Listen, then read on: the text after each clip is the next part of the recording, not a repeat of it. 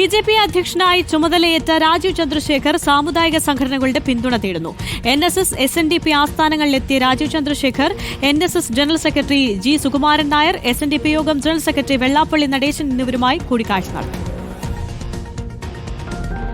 BJP സംസ്ഥാന അധ്യക്ഷനായി ചുമതലയേറ്റ രാജീവ് ചന്ദ്രശേഖർ സാമുദായിക പിന്തുണ ഉറപ്പിക്കുന്നതിന്റെ ഭാഗമായാണ് പെരുന്നയിലും കണിച്ചുകുളങ്ങരയിലും ഒരേ ദിവസം എത്തിയത്.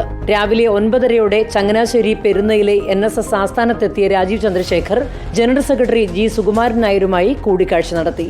ബിജെപി നേതാക്കളായ സുരേഷ് കുമാർ, B. രാധാകൃഷ്ണ മേനോൻ, അന്താരാഷ്ട്ര ഹിന്ദു പരിഷത്ത് നേതാവ് പ്രതീഷ് വിശ്വനാഥ് തുടങ്ങിയവരും ഒപ്പമുണ്ടായിരുന്നു. ഞാൻ ഇവിടെ വരാറുണ്ട്. ഇന്ന് വന്ന് ഞാൻ സംസ്ഥാന പ്രസിഡന്റായി കഴിഞ്ഞിട്ട് ആദ്യത്തെ ഒരു ഒക്കേഷനായിരുന്നു.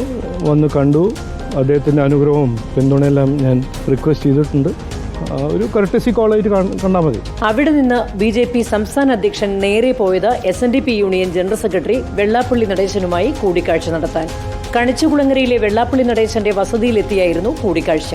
കൂടിക്കാഴ്ചയിൽ രാഷ്ട്രീയ ഉദ്ദേശ്യമില്ലെന്ന് രാജീവ് ചന്ദ്രശേഖർ പ്രതികരിച്ചു. ഒരു രാഷ്ട്രീയ മീറ്റിംഗ് അല്ല, ഒരു പേഴ്സണലും ഒരു സോഷ്യൽ മീറ്റിംഗ് ആയിട്ട് എന്നാണ് ഞാൻ കാണുന്നത്. രാജീവ് ചന്ദ്രശേഖർ രാഷ്ട്രീയക്കാരനല്ല, ശുദ്ധനായ വ്യവസായി എന്ന് വെള്ളാപ്പള്ളിയും പ്രതികരിച്ചു. അദ്ദേഹത്തിന് ഈ ആളുകളെല്ലാം യോജിപ്പിച്ചു കൊണ്ടുപോകാനുള്ള, സമന്വയിപ്പിച്ചു കൊണ്ടുപോകാനുള്ള കഴിവുള്ള ഒരു കച്ചവടക്കാരൻ കൂടിയായ ഒരു നേതാവാണ് അദ്ദേഹം.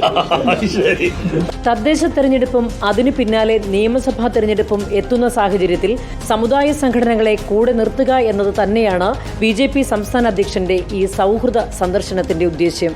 റിപ്പോർട്ടർ, കോട്ടയം, ആലപ്പുഴ.